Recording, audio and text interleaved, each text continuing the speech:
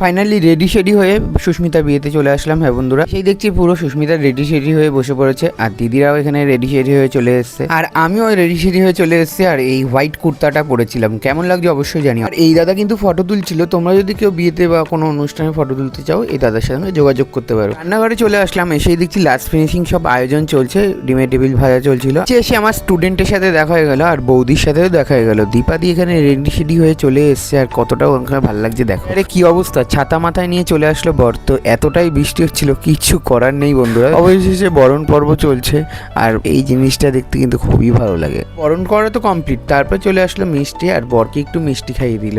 আরে আরে কি অবস্থা, কতটা এটা খাবে, কি অবস্থা, বোঝো কাণ্ড। ধরেছিল গেট, ওদের ডিমান্ড ছিল 5,000 টাকা। এদিকে ঠেলাঠেলির চোটে বর ঢুকে গেল, এসেই তাড়াতাড়ি করে চটপট ছাদনাতলায় বসে বললো। যেহেতু ওদের লগ্ন ছিল খুব তাড়াতাড়ি, আমি আবার বউকে নিয়ে চলে আসলাম। আর ফাইনালি সুস্মিতাকে নিয়ে চলে আসার পরে ফ্রিতে তুললাম, আর ফ্রিতে তোলার পরে 7 পাক ঘোরাবে। চলো যাওয়া যাক ছাদনাতলায় বরের সামনে। আর এখানে এসেই 7 পাক ঘোরালো, তারপরে হলো শুভদৃষ্টি। পান পাতা তারা সরানোর পরেই হলো হাসাহাসি, আর সুস্মিতা এক করে লজ্জায় পেয়ে গেছিল। তারপর চলে আসলো ওরা বিয়ের পিড়িতে। অবশেষে ওদের সিঁদুরদানও হয়ে গেল, আর ফাইনালি বিয়েটাও কমপ্লিট হয়ে গেল। দেখো এখন সুস্মিতার মুখটা কিন্তু অনেক ভালো লাগছে দেখতে, আর আমি এদিকে হাসছিলাম যে কবে আমার পালা আসবে। ফাইনালি ওদের যজ্ঞে একদম জল দিয়ে হলো শেষ, আর বিয়েও কমপ্লিট হয়ে গেল। এদিকে আমি চলে আসলাম আর আইসক্রিম চুরি করতে। আরে আরে দেখো, আইসক্রিমটা পুরো মুখে ঢুকিয়ে দিলাম, আর টেস্ট নিয়ে তো কোনো কথাই হবে না, অসাধারণ ছিল। এদিকে উপরে চলে আসলাম, আর সুস্মিতাদের খেতে দিয়েছিল মনীষাদি, সব পরিপাটি গুছিয়ে দিয়েছিল, আর ওরাও খুব টায়ার্ড ছিল।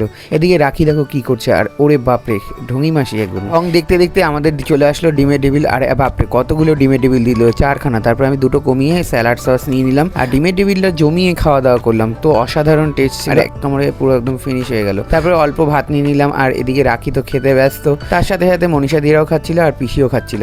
আর 12টার পরে কে খেতে ভালোবাসে বলো। আর যাই হোক, কোথায় অল্প অল্প খাবার খেয়ে নিলাম, চিপস দিয়ে গেল, আর 3-4 পিস চিকেন নিয়ে নিলাম। ঝোল দিয়ে পুরো আলুটা দিয়ে ভালো মতন মাখিয়ে মুখে ঢুকিয়ে নেওয়ার পরে চিকেন মুখে দিয়ে দিলাম। চিকেনের পিসটা কিন্তু অনেক বড় ছিল। তো যাই হোক, চিকেন খাওয়ার পরে আর রাখি এখানে খেতে পারছে না, কি অবস্থা দেখো। আর ওর পাতে চিকেনগুলো পড়ে রয়েছিল, আর এদিকে রোহিত বলছিল আর দিয়ে আমাকে দিয়ে দিই। তবে চলে আসলো চাটনি পাঁপড়, আর চাটনি পাঁপড়টা দিয়ে ভালো মতন মিশিয়ে খেয়ে নিলাম, আর অসাধারণ ছিল। আর আমার চাটনি পাঁপড় কিন্তু সব থেকে বেশি ভালো লাগে, আর পিসি তো একদম খেয়ে টইটুম্বুর হয়ে গেছে। খাওয়া দাওয়া শেষ করে এদিকে চলছে বরণ পর্ব, আর ওরা কিন্তু রাত্রেই চলে যাবে। আর সব থেকে কষ্টের জন্য কি লাগে, আর যখন বরণ টরণ করার পর যখন মায়ের চোখে জল, আর ওরা সত্যি অনেক কষ্ট লাগছিল এই সিনটা।